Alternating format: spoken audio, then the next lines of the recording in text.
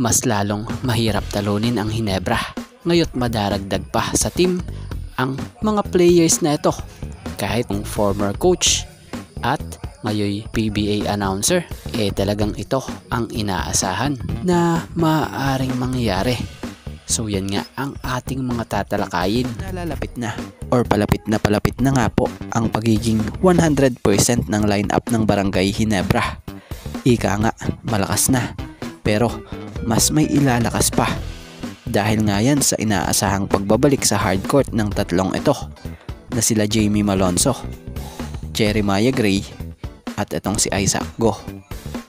So ang tatlong yan, kilala naman natin na iba ang kalidad ng mga laruan niya or nila sa hardcourt.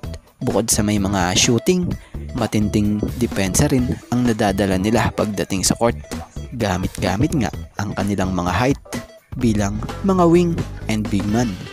So batay sa report alam naman ng lahat at ng nakararami na nagpapagaling sa calf surgery si Jamie Malonzo matapos ma-injury last Philippine Cup kontra Northport noon. Tapos yung Isaac Go, nagkaroon naman ng foot injury sa simula pa nga lang ng season opening sa Governors Cup.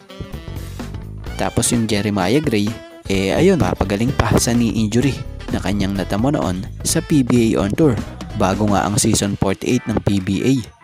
Pero ngayong mga nakalipas na ang panahon at nagsilipas na rin ang mga araw, mukhang may mga pagbabago na at nagsisigalingan na nga mula sa kanilang mga injuries ang mga manlalarong ito.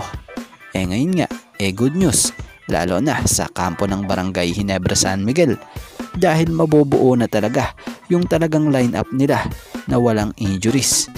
Dahil tansya nga nitong si Coach Tim Cone na sa January ay posible nang maglaro sila Jamie Malonzo at maging itong si Isaac Go. So magandang balita ito kung ganon.